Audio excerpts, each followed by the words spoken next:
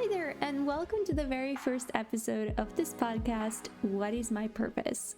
My name is Lorena. I am your guide in this podcast. I'm a psychic astrologer, spiritual guide, and what I do in my daily readings is I channel spirits to answer my customers' questions about their purpose, about their personal journey, healing work, and so on and so forth. The purpose question is something that I get on a daily basis, and it's definitely a question that is very important and that needs to be answered. Whilst there isn't a personalized answer that I can give you, I can definitely help you guide you towards understanding your purpose better through a variety of tools that are available to you online. But first of all, let's talk about what the purpose is in general and how does it fit into your life over here. Well, you came here for a number of reasons, and we call this collection of reasons a purpose. The purpose is not just one thing, and a lot of the times, unlike other people's understanding, it is not your career. You are here on this earth because you wanted to get personal lessons, you wanted to clear karma, you wanted to heal aspects about yourself that you were wounded around in past lives. So for instance, if you wanted to be a leader in the past, but you were manipulated in not doing something that you loved, we would say that you have karma, first of all, with the soul or the person who has caused you that wound in a past life.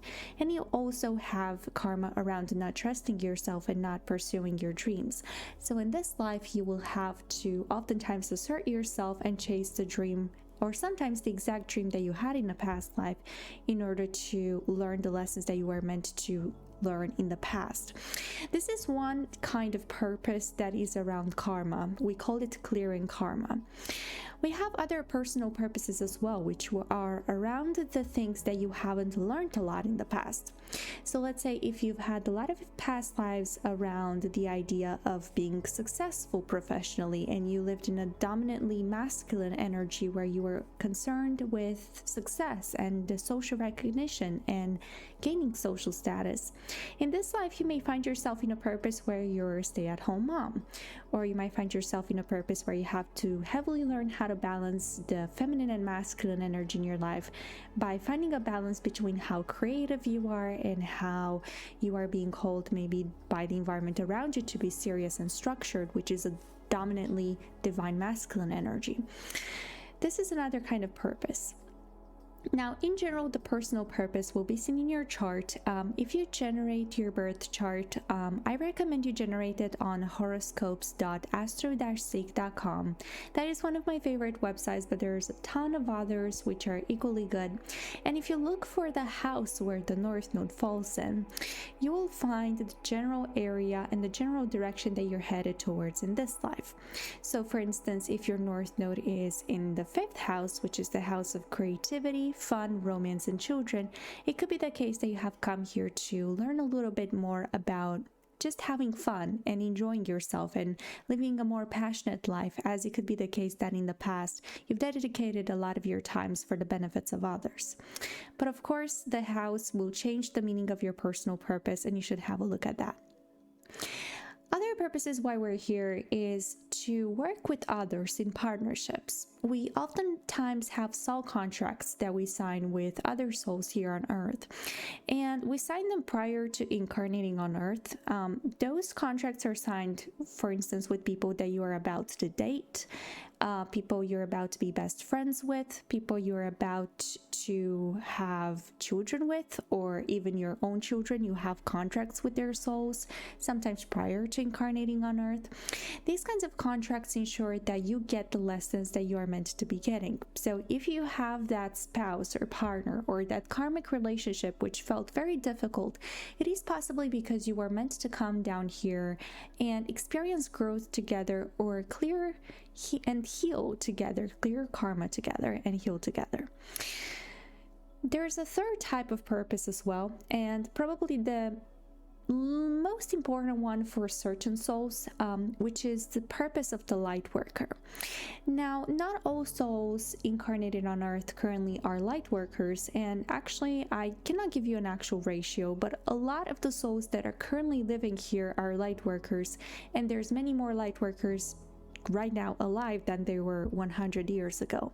This is because the earth that we live in currently is going through a period of transition, and we are switching from the age of Pisces to age of Aquarius, where we are learning to be more humanitarianist. We are raising the vibration of the planet. Basically, we want a better place to live rather than how it was 100 years ago and even more thousands of years ago. Light workers are souls who not only dedicated their path here on earth to their personal growth, but rather also for the benefit of the planet. They are here to help assist in the raising of the vibration of the planet by taking on jobs and roles and personal journeys around supporting those around them. Now, if you're a light worker, this does not necessarily make you a better person than those around you. So it's very important that we don't get into the spiritual pride over here, but rather understand that if you're a light worker, it is possibly that your soul decided that you had to take on a humanitarian role in this life and dedicate your energy to benefiting the world. An example of a light worker are psychics, mediums, but you don't necessarily have to have psychic abilities to be a light worker. You may just be passionate about psychology or understanding people's ways of thinking. You may be passionate about healing and helping people overcome their struggles. You may also be passionate about having a platform where you can share your truth. Light workers in general, and it is likely if you're listening to this podcast that you're a light worker, because most light workers are into spirituality, that you have a passion for getting to know yourself. And that is because the more that you get to know yourself, the more that you have the power to know the tools within you that assist you in raising the vibration of the planet. Some light workers assist the world by starting charities. Other light workers assist the world by doing psychic work or spiritual work. There are no rules on how you can ascend the vibration of the planet, but by sharing your light and by sharing your love, you can help the world to be a better place. So these are the major purposes that we are here. Now, again, I want to remind you, the career does not always align with the purpose. And I actually see a lot of my customers, especially in my field of work, I do career readings, and I get a lot of people who tell me, I am not passionate about my career. I don't know what's going on. I just feel drained every day I go to work. And if you find yourself being dissatisfied at work, 100% it is the case that you need to quit your job. Now, you're going to tell me that, of course, if I quit my job, how do I sustain myself financially? And indeed, I'm not telling you to make a rough decision right now, but it is a lot of the time the case that if you find yourself in a position where you no longer tolerate to be treated badly at work and you no longer tolerate to have a bad time in your place of work, that you also recognize your power and you also recognize that you deserve a better working place, and as such you are much more fit to attract and manifest the right career opportunity for you. However, if you believe that you do not deserve a better career place, then you will also find yourself unable to manifest a new career area.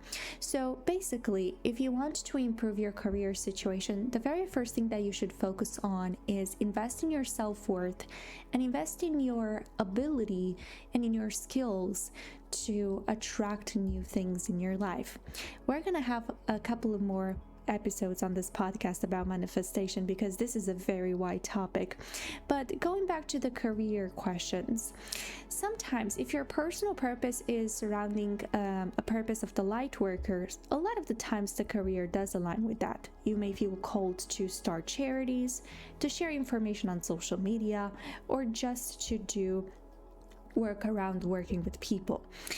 Now, if you're not a light worker, you can also have maybe a personal desire or a soul desire to succeed in a specific area. For instance, celebrities tend to have this. But the chart, the birth chart specifically, can show where you are good at, and then if you follow that energy, if you follow the skills outlined by your chart, you can also find a career path that is right for you. But again, the palette of opportunities is very wide, and you can always have a good time at work. It's important that one, you are respected, and two, you're having a good time. So now that we've settled the career area, I want to show you a couple of things to look for if you want to learn a little bit more about your purpose. Astrology-wise, I recommend that you look at the house where the North Node falls in. As I mentioned, you can find this by generating your chart at horoscopes.astro-seek.com. You can also further understand your purpose by finding the house and the zodiac sign of your sun. This is your zodiac sign as you may know it, but the house where the sun is in is probably the most important. So if you have your sun in the second house, you know that you've come here to form strong sets of values, self-worth, and to build financial abundance. But if you have your sun in the 8th house, you have come here to get rather an understanding of other people's values and self-worth and psychology, which is why you may thrive more and earn more when doing investments rather than building abundance by working with your own money and your own energy. These are just examples. And then if you want to get a further understanding of your purpose, I also have a look at numerology. If you just Google numerology, life path number, and destiny number, you will likely find the very first link that will give you with these numbers. You want to put your birth date in to generate the life path number, and that will give you a number from 1 to 10, 11, 22, or 33. And also the destiny number is a number calculated based on your legal birth name. So that's going to be your full name at birth as seen on your birth certificate, no abbreviations, exactly as on your birth certificate. By combining the two numbers, the meanings of the two numbers together, you're going to get a better understanding of your energy in this life and why you are here. And if you combine both the astrology placements that I mentioned with the numerology numbers, you're going to have a better understanding of why you're here and what your purpose is. So I hope you enjoyed this episode. If you want to learn more, I do have a TikTok account, which is astro.lorena, and an Instagram account with the same name. If you want to book a reading with me or you want to check out my work, my Etsy shop is called Astro Reading by Lorena, or you can also find my readings at lorenamitoy.com. Thank you so much for listening to this episode, and I will catch you in the next one. Bye-bye.